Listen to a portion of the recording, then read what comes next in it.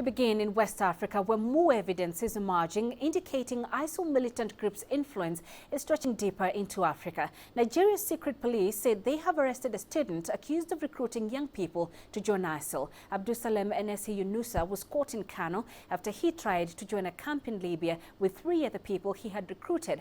Police allege Yunusa was part of a cell funded by a Sudanese man on behalf of the ISIL-linked Boko Haram. Police also say they arrested 4 other suspects in Kano who were trying to migrate to Libya with their immediate families, including infants, in a bid to join ISIL.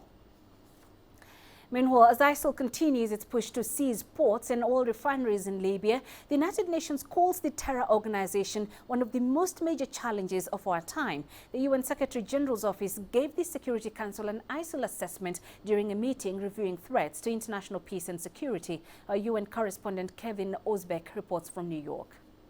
The UN says the link between ISIL and organized crime must be very closely examined. That's what the UN Security Council was told during this ISIL assessment.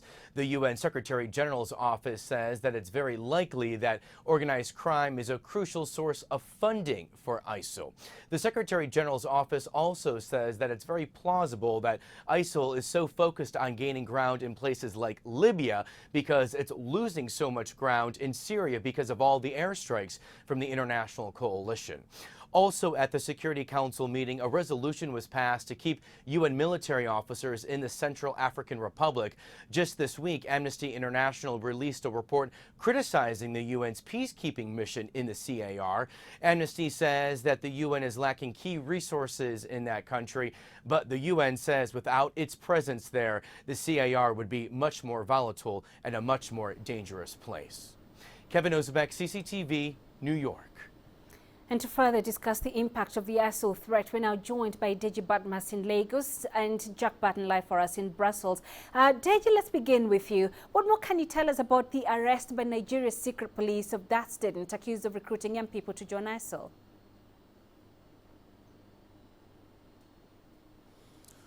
Well, Penina, what the secret police, that's the DSS, Department of State Services, has been saying is that this individual was arrested on the 17th of January and that he is actually a student of a federal university in North Central Nigeria, actually studying media, information and media. But he was actually arrested in Kano, that's in the northwest of Nigeria. Now, the DSS, of course, saying that this individual had actually concluded plans to embark on a journey to Libya with his recruits, 3 of them actually giving the names of the 3. And something very scary that the DSS said is that, look, this individual also confirmed that, well, there are actually 2 other people who are who have actually gone to Libya and are actually training at ISIS camp. And of course, 4 other persons were also arrested in Kano State, and this 5, I should say, 5, of course, arrested in Kano State, and they were actually, what the DSS says is that these individuals were actually preparing to embark on a trip to Libya with their families to go and join ISIS. So it's actually disturbing that the SSS, or the DSS, I should say, is assuring everybody that you know, its intelligence network, it's all over the place, and that it will continue to make arrests like this. Of course, Nigeria had always known that ISIS was beginning to develop some cells here in the country. Right. Jack, let me come to you. What is likely to be the main focus as NATO defense ministers meet there in Brussels over the ISIL threat? Well, there's only 2 topics they're going to be discussing at this meeting. One is the perceived aggression and intimidation from Russia and what to do about it in the east. And the other is ISIL. 26 NATO countries attending this meeting are already in the coalition that is fighting ISIL in Syria and Iraq at the moment. The Iraqi defense minister is also going to be here at that meeting. This may be the meeting, though, where for the first time NATO formally joins the fight as an organisation, because they're also going to be discussing sending NATO surveillance planes known as AWACS. But they're going to be talking about cutting off oil funding, how to slow down recruitment and how to defeat them on the ground, not just in Iraq and Syria, but of course also in Libya. We've heard from one NATO Vice Admiral in the UK Navy saying that on top of all of the other fears there of spreading out of its base in Sirte and trying to seize those oil fields around Ras Lanuf on the road to Ashdabir, there's also a concern they may try and operate some sort of navy off the coastline. It wouldn't be a conventional navy as we would have in mind, more in the way that pirates operate in those speedboats, which can either seize larger vessels or, in the case of ISIL, potentially act as suicide vessels. So there's plenty to discuss about on the topic of ISIL, and it's why there's going to be 2 days of formal talks on Wednesday and Thursday, but they're also going to extend into Friday just to talk about the threat from ISIL. Deji, just how concerned are authorities that Nigerians are willing to migrate to Libya to link up with ISIL, and how does that compound the fight against local affiliate Boko Haram?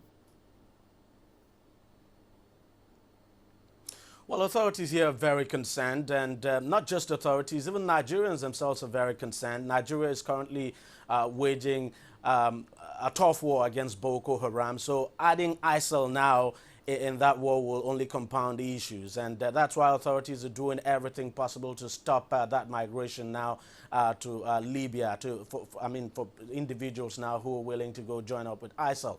Now, how does it compound the fight against Boko Haram? Well, this is very serious. If you have ISIL in the mix, it becomes a different ball game altogether, and it's one of the reasons why President Muhammadu Buhari, speaking in Strasbourg sometime last week, asked European leaders to do something about the presence of ISIL in Libya, because if ISIL is able to gain a very strong presence in Libya, there's no question that it will want to spread to places like Niger and Chad.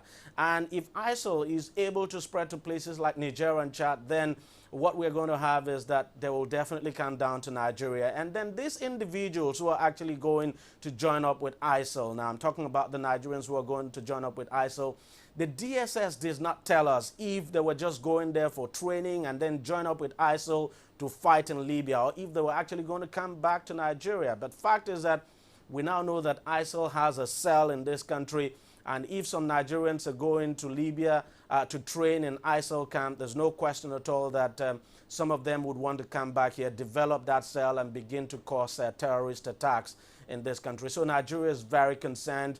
There's no question that if ISIL comes into the mix now in the fight against Boko Haram, it will only make things more difficult for Africa's largest economy. Penina? Jack, the destabilization of Libya, some argue, was started by NATO's intervention, which led to the toppling of Muammar Gaddafi. So is NATO obligated to play a leading role in restoring order in Libya as it fights ISIL elements? Yeah, that's an allegation that's come from so many quarters over and over again, that NATO helped oust Muammar Gaddafi and then did absolutely nothing to stabilize the country after he was gone. There has been talk of a military intervention here in Europe for quite some time. It's usually been led by Italy, which of course used to be the former colonial ruler of Libya. But other European countries, including the United Kingdom, have also thrown support. But a couple of years ago, the European Commission really stepped in and said, no, we need to find a political solution. And so the European Commission, along with the United Nations, has been backing these talks, trying to unify the various groups that have ultimately coalesced around two rival governments in Tobruk and Tripoli.